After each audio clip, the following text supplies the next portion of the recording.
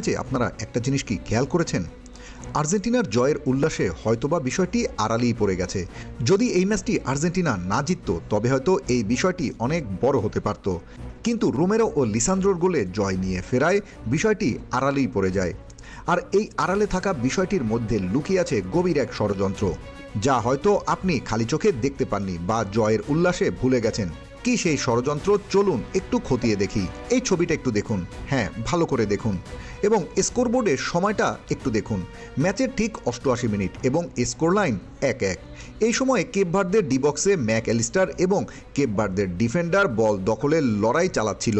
ঠিক তখন দুজনেই লাফিয়ে উঠে হেড দেবার চেষ্টা করলে বলটি কেপ ভার্দের ডিফেন্ডারের হাতে লাগে এবং সাথে সাথে ম্যাক সহ সকল আর্জেন্টাইন খেলোয়াড়রা রেফারিকে পেনাল্টির আবেদন করেন এবং ভিএআর দেখার অনুরোধ করেন।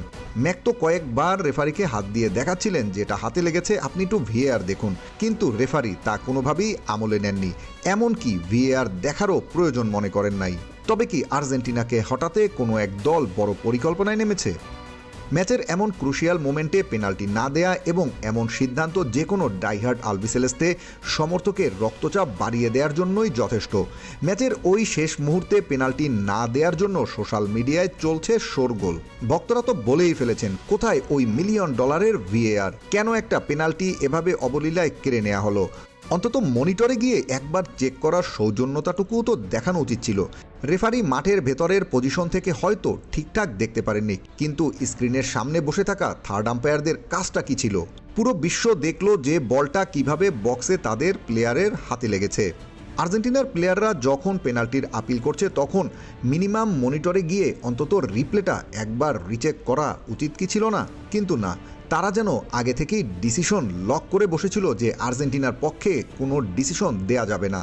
মাঠে যখন এমন ক্রুশিয়াল মোমেন্টে পেনাল্টি থেকে ম্যাচ বের করার সুযোগ থাকে তখন রেফারিদের এই চরম উদাসীনতা এবং ভিএআরের নিষ্ক্রিয়তা পুরো ম্যাচটিকে ধ্বংস করে দেয়। এই তো পর্তুগালের ম্যাচটাই ধরুন না, পর্তুগালের প্রথম গোলটা একটা পেনাল্টির মাধ্যমেই আসে। রেফারি রোনালদোর সাথে কথা বলে ভিএআর দেখতে গেলেন এবং পেনাল্টিও দিলেন, অথচ আর্জেন্টিনার বেলায় শুধু পেনাল্টি নিয়েই মাতামাতি চলে। কেপ ভার্দের ম্যাচের আগে প্রেস কনফারেন্সে লিওনেল স্কালোনিকে তো খামোখা খোঁচা দেওয়ার চেষ্টাই চলছিল। এতে করে কি ফিফা এখন সঠিক সিদ্ধান্তগুলো আর্জেন্টিনার বিপক্ষে দিতে শুরু করেছে? এমন প্রশ্ন ওঠাই কি স্বাভাবিক নয়? সঠিক সিদ্ধান্তগুলো দিতেও কি তারা পক্ষপাতিত্বের বিষয়টি নিয়ে আর্জেন্টিনার বিপক্ষে সিদ্ধান্ত দিচ্ছেন? প্রশ্ন থেকেই যায়। যদি আমরা আইএফএবি এর হ্যান্ডবল আইনের ভেতরে ঢুকি, তবে রেফারি এবং ভিএআরের সিদ্ধান্তকে ফুটবলের আইন অনুযায়ী কোনো ডিফেন্ডার যখন নিজেই বলটি হেডার দিয়ে ক্লিয়ার করার বা খেলার চেষ্টা করেন এবং খুব কাছ থেকে বলটি তার নিজের মাথা বা শরীরের থেকে ছিটকে সরাসরি তার নিজের হাতে লাগে, সেটি আনন্যাচারাল পজিশন বা অনিচ্ছাকৃত হ্যান্ডবল ধরা হয়। কারণ এখানে বলের গতি পরিবর্তনের পর প্লেয়ারের হাত সরানোর মতো তেমন কোনো রিকভারির টাইম বা সময় থাকে না। তবে পেনাল্টি না পাওয়ার হতাশাটা শতভাগ যৌক্তিক, কারণ হাতটা যদি সেখানে না থাকতো তবে বলের গতিপথ অন্যরকমও হতে পারত বা পেছনে থাকা কোনো আর্জেন্টাইন স্ট্রাইকার ফাঁকা জায়গায় বল পেয়ে যেতে পারতেন।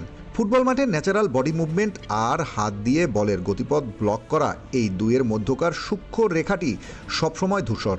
88 মিনিটের এই সিদ্ধান্তটি হয়তো ম্যাচের ভাগ্য নির্ধারণ করেনি, খেলার ব্যাকরণ হয়তো রেফারির সিদ্ধান্তকে বাঁচাতে পারবে, কিন্তু শেষ মুহূর্তে ওই পেনাল্টি থেকে বঞ্চিত হওয়ার আফসোসটা সহজে মেটার নয়।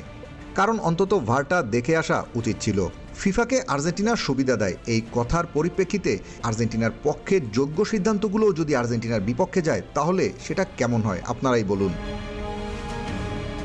So team football friends and followers, আপনার কি মনে হয় 88 মিনিটে এই বলটি হাতে লাগার কারণে রেফারি কি ভিএআর চেক করতে পারতেন? রেফারি কি পেনাল্টি দিতে পারতেন না পারতেন না? আপনার মতামত আমাদের কমেন্ট বক্সে জানান। Team football news desk.